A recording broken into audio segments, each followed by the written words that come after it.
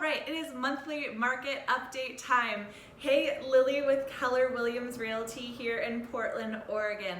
So as always, I am here to give you a monthly update on what is happening here in Portland, Oregon and all the surrounding cities to give you an idea numbers wise, but also with a little bit more anecdotal evidence of what is happening here in our market to help you make amazing, good, empowered decisions on what you want to do when it comes to your real estate needs here in Portland and in the surrounding areas.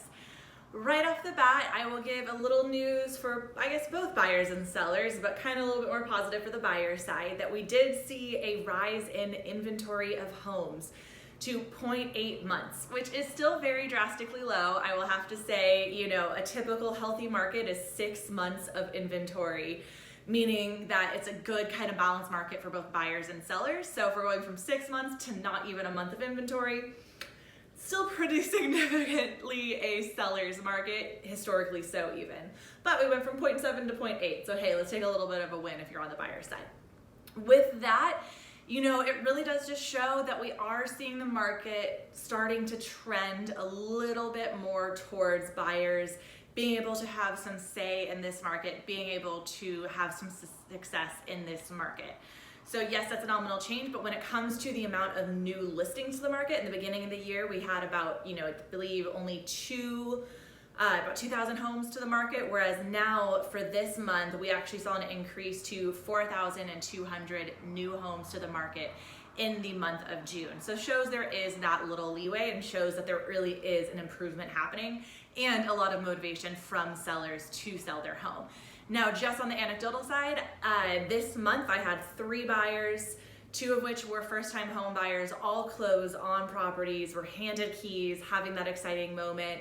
This week I've had 1 offer accepted so far already on Sunday, so they didn't even wait through the weekend, and that we didn't have to offer that high above listing price in order to get the home, and have multiple other offers out right now, so we'll have to wait and see on those, but should be able to give you an update there too. With all of that, we're in a spot right now where it's still really important as a buyer to know exactly where you're coming from when it comes to your budget, what your expectations and limitations should be, and where you should be really flexible are going to be super important. So we can definitely discuss that a little bit more here in this video. As a seller, if you are someone who is thinking of selling your house, now we are in a place where time is of the essence. I know I've been talking about this for a few months here, where if you are looking to sell your house, now you're still gonna get a really good price for it. We have 0.8 months of inventory of homes, which means you are in a spot where if you are to sell now, or presumably a year from now, you're gonna get a really good price for your home. So what's gonna make things different as the inventory of homes changes, as more homes come to the market, and hopefully for buyer's side, less so for your side, things level out a little bit more. Really what it comes down to is, yes, you're gonna get a good price, but you're not gonna get those momentous price jumps that we've seen as of late. You're also gonna be in a situation where you're gonna get maybe 2 to 3 offers versus 10, which does mean during the transaction process, when we are working with the buyer's side to get your repairs in order, get everything figured out via negotiations, we will have less power in saying, well, hey, we have all these other offers we can go back to. We're not going to do this repair, or we are going to, hold off on certain things. That really isn't there as much because you're not going to have as many offers and as many people to fall back on. So just something to consider where, yes, we're still in a market where you're going to be in a pretty good place, I think, for the next few years here, but definitely something to consider that time is of the essence if you do want to get the maximum amount of money for your property. So if you have questions on that, I'm happy to chat with you. I know on the selling side, we're in a really good spot where we did have, a lot of new listings, which does mean competition for you. But in terms of pending sales, we had 3,500 homes go under contract. And then sold homes did actually see a little bit of an increase again, with 3,400 homes going to new homeowners, meaning sellers getting money in their pocket, gaining that equity, and being able to have the power to decide what they want to do next in their next home decision, or whatever they want to do with that money. It's pretty great when you invest in real estate, right? And with that, days on market also saw, I believe, a little bit of a decrease. I believe the month of prior was 22 days. Now days on market is down to 21 days on market. So the average in the Portland metro area that you would get an offer, get everything closed, it is about 21 days.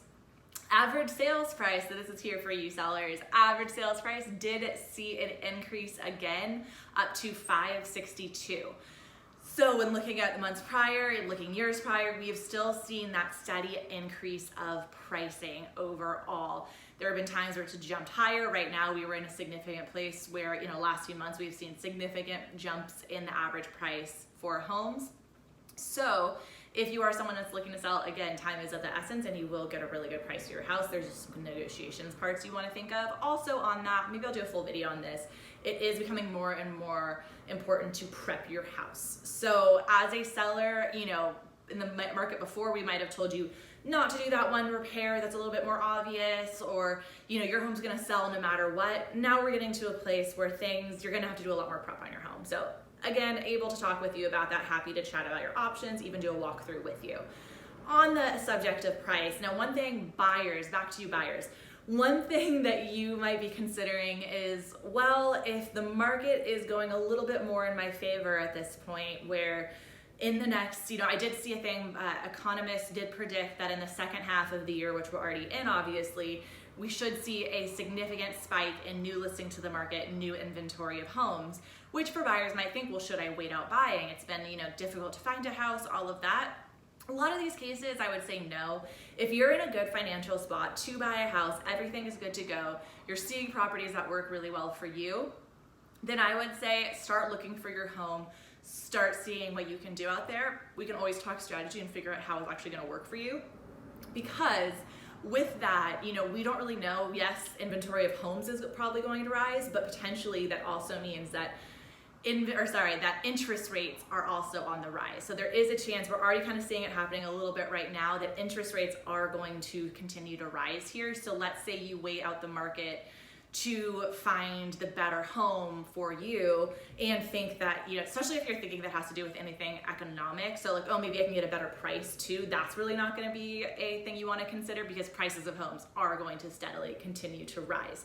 So if you're dealing with, yes, steadily higher prices and then higher interest rates, your buying power is going to go down significantly, especially when it comes to interest rates. If, I'm happy to show you a graphic or have you talk with a loan officer to see what your buying power looks like, how much home you can afford at those different interest rates, and it can be fairly significant. So, yes, you might not have to compete with as many people in 6 months from now, but purchase prices are gonna be here or higher, and there's potential of higher interest rates. So again, it's not the best time to probably go on pause unless you're in a state right now where you're just tired of looking, or you just don't really feel like your house is there for you right now.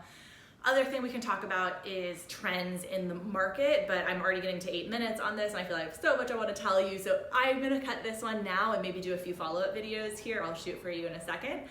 And yeah, again, any questions you have, if you want to set up an appointment with me to talk about your home buying options or home selling options, happy to do so, have a free consultation with you. Feel free to shoot me a message here on whatever platform you're watching this, or I will also have my contact information below for you as well. And I really look forward to talking with you.